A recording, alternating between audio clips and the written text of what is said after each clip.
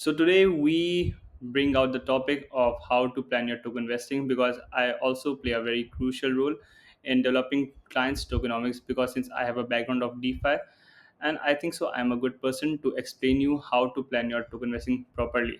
And this is especially a tips for Web3 founders. So without any further ado, let's dive deep into our today's topic. And yep, seatbelts on. So, why token vesting can make or break your project? So, basically, token vesting can happen.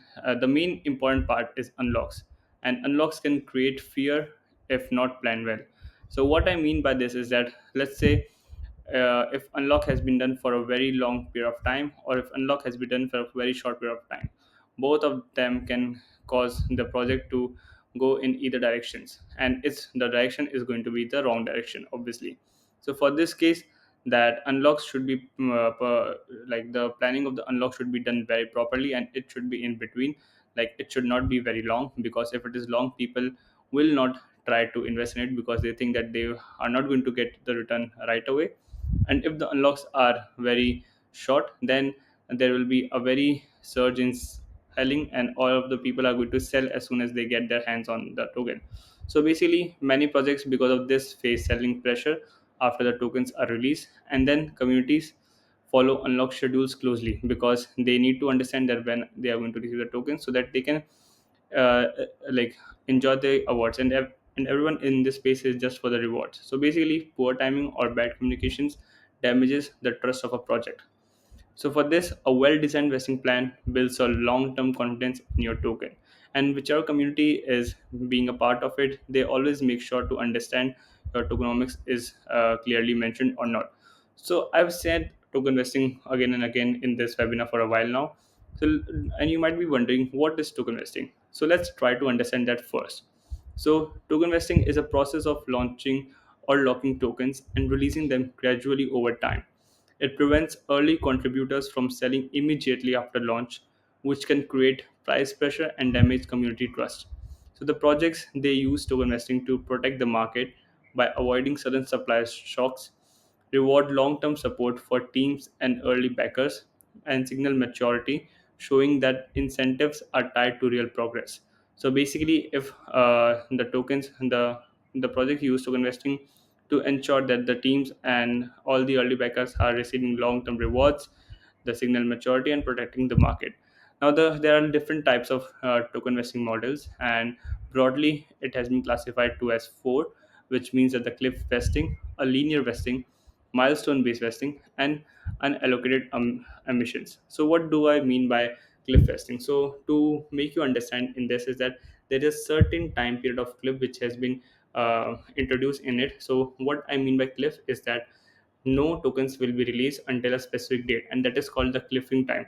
And then a large portion of unlocks at once. So basically, let's say that I want to that I've created a token, and I say that if you participate in my pre-seed round or pre-sale round, then you won't receive the tokens for a good 6 months, and after that you will receive all the tokens which you have bought at once in your wallet. So here the sixth period is called as a cliff period, and the vesting, because the tokens are unlocked after the 6 months, right? It is called, and hence the term called cliff investing. So basically, once the cliff period is ended or terminated, the tokens are released at once. So that's a difference of only having cliff vesting.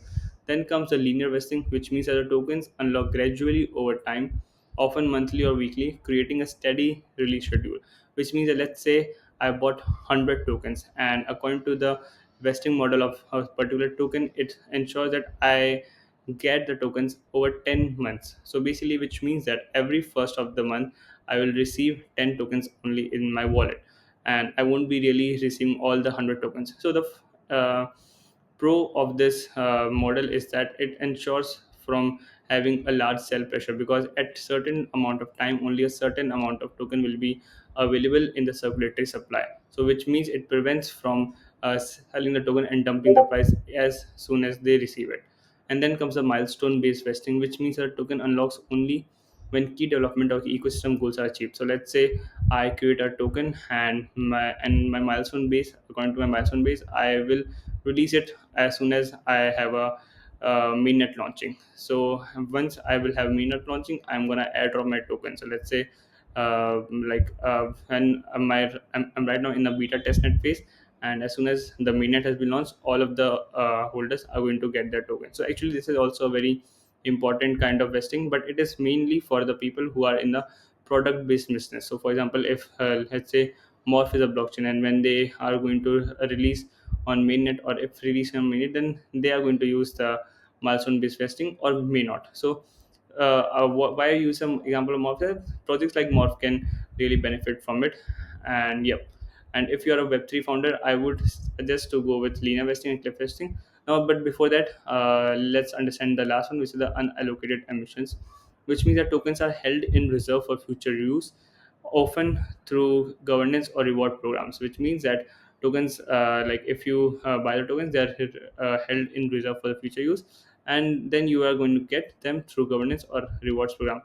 Now, these may seem like four different models, but according to our experience as a development and as a tokenomics advisors, we have also advised all four of us in one process as well. And all of these can be used in the combination to ensure that you enjoy the most efficient token vesting models. And you can use one of them, two of them, or even all four of them in your own project. So now understand that why vesting fails in the real world. So unlocks aren't tied to actual product milestones. Unlocks amounts to feel random or overly aggressive.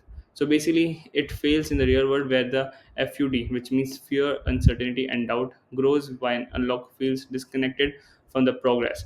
And then the founders stay silent while supply enters the market. So let's say if the suppliers enter the market and even the founders have nothing to say about it, the prices are going to be dump. And in this case, the vesting is going to fail. And then unlocks are framed as funding events instead of earned distribution. So if it is kind of a funding event as well, then it's also going to fail as well. So now, how to plan a smart vesting strategy? So to plan the smart vesting strategy, start with milestones, define key products, growths, and listing events to align unlocks with visible progress, and design a gradual schedule, which means avoid sharp clips or sudden large releases. Use frequent smaller unlocks instead. And then communicate early and often, which means let your community and investors know the vesting plan, why it's structured that way. And the last is monitor market tools, which means that use tools to understand how your release fits into broader market activity. So, what makes a token strategy work? To understand this thing, the first is the gradual emissions, that smaller, more frequent unlocks reduce shock and fear.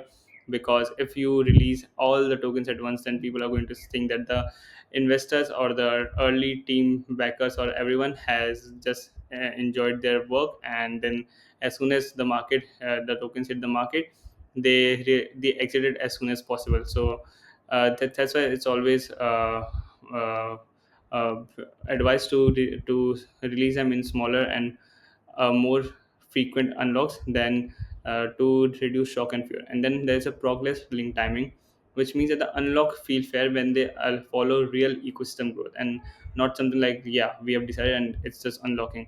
And if it is doing that, then it feels a little like uh, a little artificial. And then comes the predictability over complexity, which means a simple clear schedules beat overly complex mechanics, which means that the tokenomics should be able to understood by everyone out there, and the predictability should be more instead of complexity. And then the transparent communication, which means that the updates reduce speculation and show long-term alignment. So what are the final takeaways for the Web3 founders? You might be thinking about that. So for this, first let's understand by the myth busting that tokens unlock don't always mean hellings. So which means that many unlocks are held off market by teams or investors. Some tokens are reserved for staking, liquidity, or treasury, and then token unlocks release schedules, not actual trades. Communities often overreact without full context. So, which means that unlocking does not really mean dumping.